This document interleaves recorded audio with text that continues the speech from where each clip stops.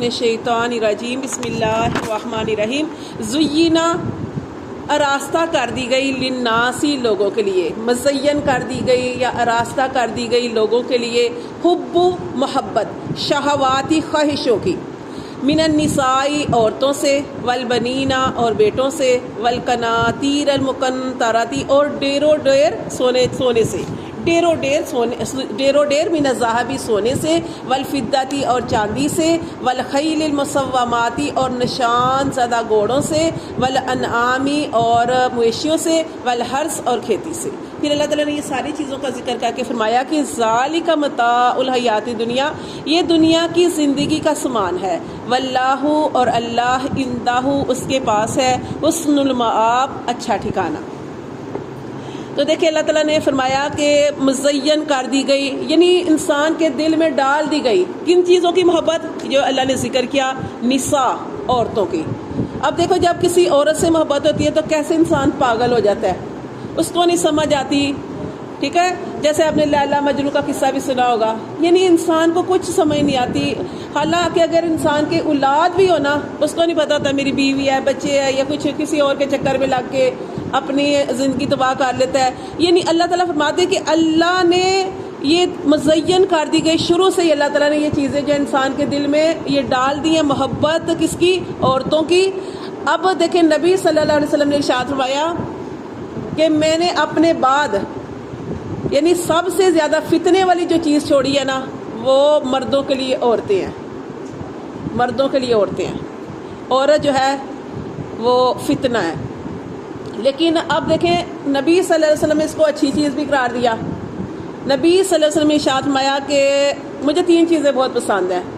آپ نے فرمایا مجھے 3 چیزیں بہت محبوب ہیں، اس میں سے ایک عورت، پھر آپ نے فرمایا خوشبو، اور تیسرا آپ نے فرمایا کہ نماز میری آنکھوں کی ٹھنڈک ہے، نماز۔ 3 چیزیں۔ پھر آپ نے ارشاد فرمایا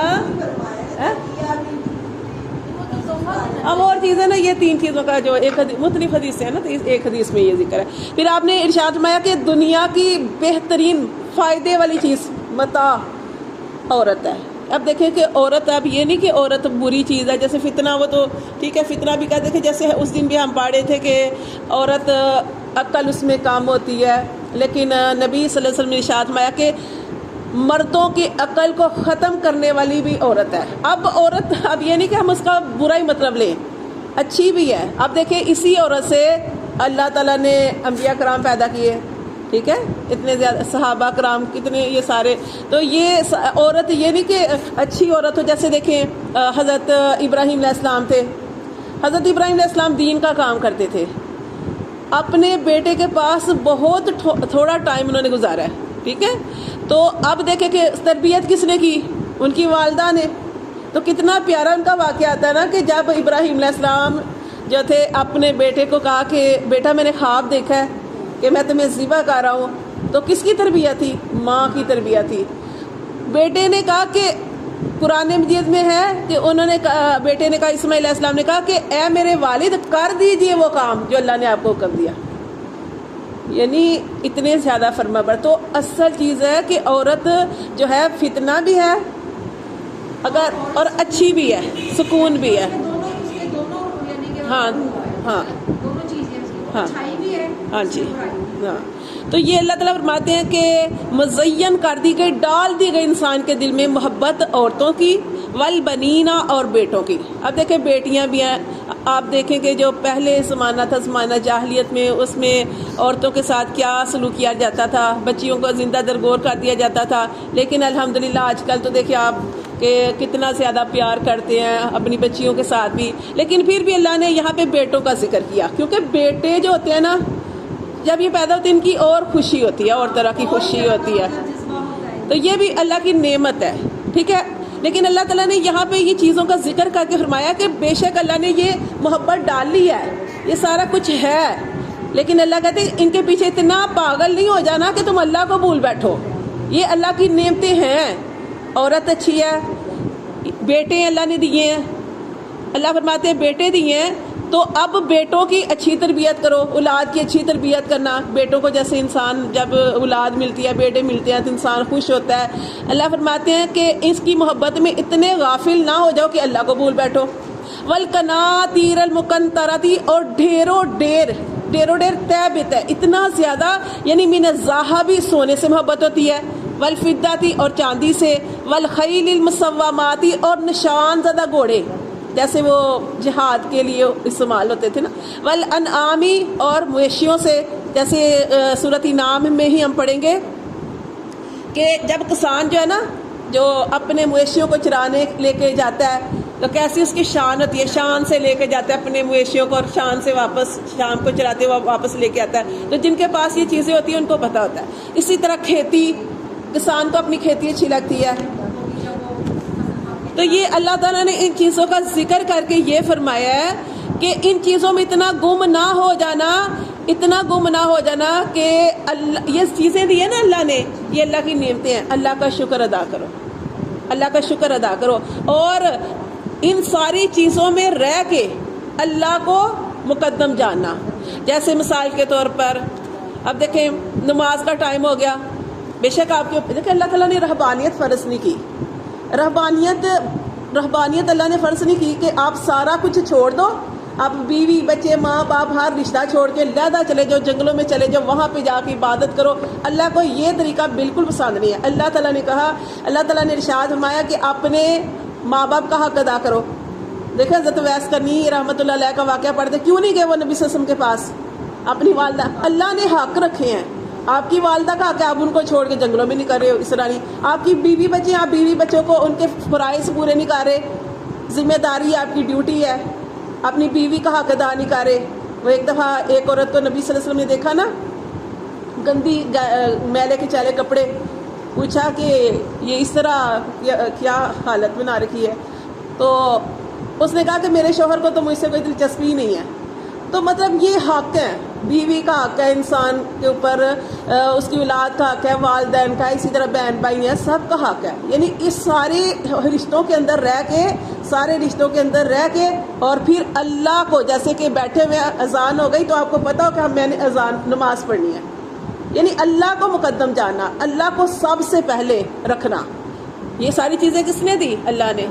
یہ اللہ کہہ رہے ہیں یہ ساری چیزیں اس لیے دی، اللہ تعالیٰ قرآن مجید میں ارشاد فرماتے ہیں کہ اللہ تعالیٰ تمہیں نعمتیں دیتا ہے اور اللہ تعالیٰ دیکھتا ہے کہ میرا بندہ کیسے عمل کرے گا۔ یہ ساری چیزیں اللہ نے دی ہیں، یہ آزمائش ہے۔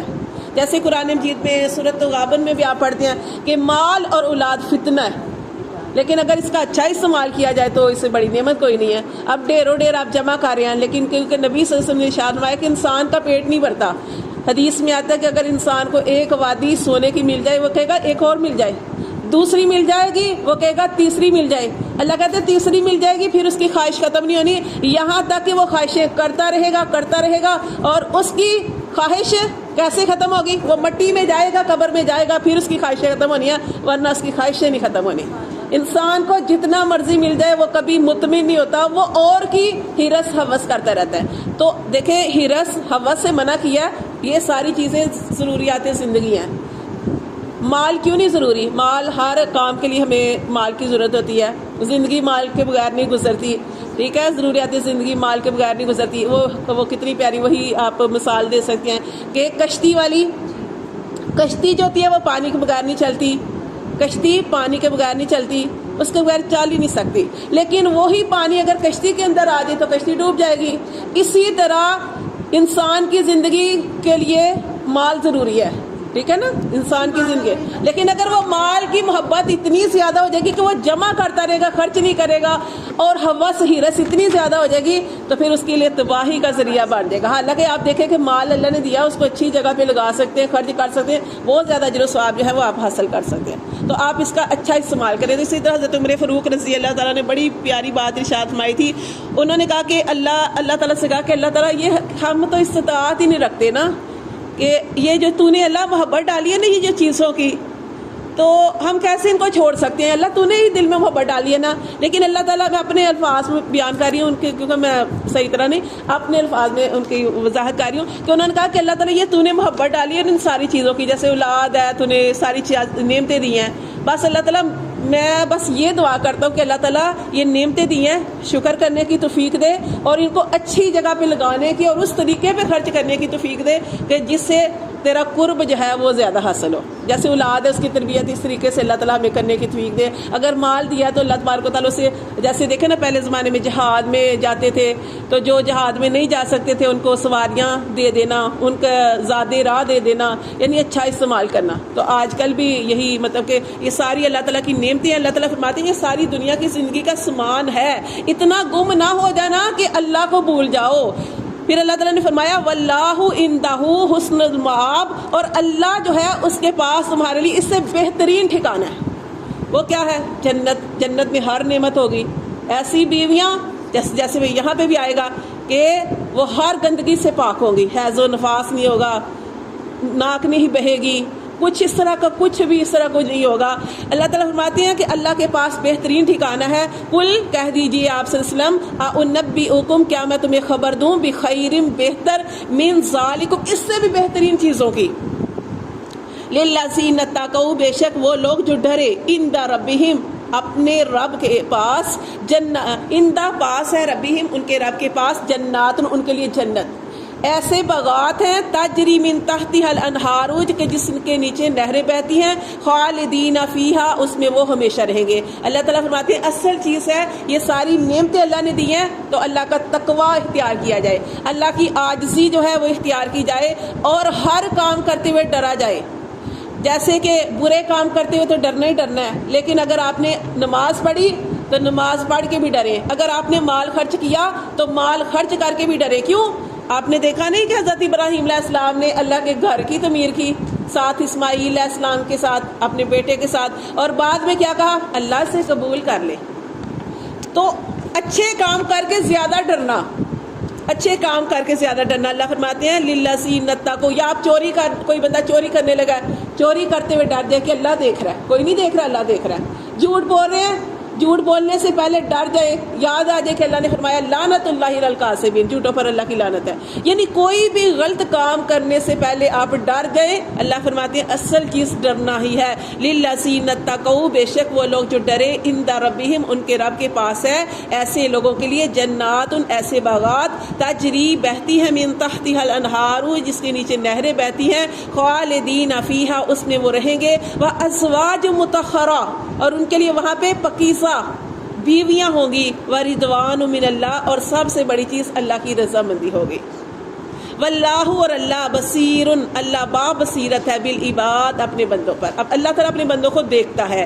اللہ سینا, اور وہ لوگ یقولون, جو کہتے ہیں, ربنا, اے رب ہمارے, اننا, بے شک ہم, آمنا, ہم ایمان لائے, فاغفر لنا, اللہ تو بخش دے, ذنوبنا, ہمارے گناہ, وقنا, اور ہمیں بچا, عذاب النار, آگ کے عذاب سے. یہ بھی اللہ تعالیٰ سے دعا کرنی ہے کہ الصابرین, اللہ فرماتے ہیں الصابرین, یہ ایسے لوگ ہوتے ہیں جو صبر کرنے والے, والصادقین, سچ بولنے والے, والقانتین, فرما برداری کرنے والے, والمنفقین, خرچ کرنے والے. یہ ساری صفات, صبر کرتے ہیں اللہ کی رضا کے لیے, سچ بولتے ہیں, فرما برداری کرتے ہیں, اور اللہ کی رضا کے لیے مال خرچ کرتے ہیں, والمستغفرین, اور بخشش طلب کرتے ہیں, بالاسحار, آخری پہر میں. آخری پہر میں حدیث میں آتا ہے نا کہ نبی صلی اللہ علیہ وسلم نے ارشاد فرمایا کہ جب رات کا آخری پہر ہوتا ہے تو اللہ تبارک و تعالیٰ آسمان دنیا پر تجلی فرماتے ہیں. پھر اللہ تعالیٰ کی رحمت اس وقت جوش میں ہوتی ہے, اور اللہ کے فرشتے پکار رہے ہوتے ہیں کہ کس کو کیا چاہیے مانگو, کس کو اولاد چاہیے اولاد مانگو, رزق چاہیے رزق مانگو, بخشش چاہتے ہو بخشش مانگو, جو تم چاہتے ہو مجھ سے مانگو. اللہ تعالیٰ اس وقت ضرور عطا فرماتے ہیں, لیکن اس وقت لوگ سوئے ہوتے ہیں, اس وقت تہجد کے وقت سوئے ہوتے ہیں.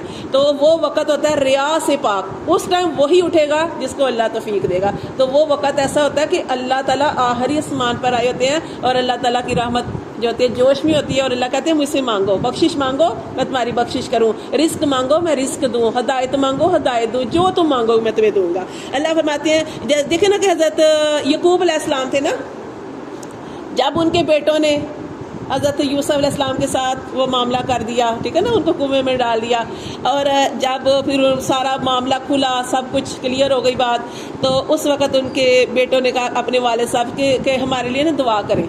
تو انہوں نے کیا کہا تھا کہ میں رات کے آخری پہر میں تمہارے لیے اللہ تعالیٰ سے دعا کروں گا. آخری پہر کی بڑی فضیلت ہے, تہجد کا وقت. شاہد اللہ گواہی دی اللہ نے انہو کہ بے شک وہ لا الہ نہیں ہے کوئی بھی عبادت کے لائق الا ہو مگر وہی.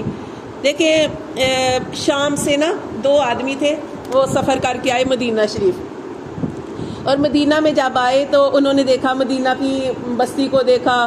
اور کیونکہ دیکھیں نا آپ کو پہلے ہی بتایا تھا کہ جتنی بھی کتابیں نازل ہو چکی ہیں ہر کتاب میں اللہ تعالیٰ نے فرمایا تھا کہ میرا ایک نبی آئے گا. آپ صلی اللہ علیہ وسلم کا نام بھی بتا دیا اللہ نے, آپ کا جو اوصاف تھے وہ بھی بتا دیے, اور آپ کی ہجرت ہر چیز کا اللہ تعالیٰ نے بیان کر دیا. تو وہ جو 2 شخص تھے نا وہاں سے آئے اور انہوں نے مدینہ کی بستی دیکھی, اور اس وقت نبی صلی اللہ علیہ وسلم بھی اس وقت موجود تھے.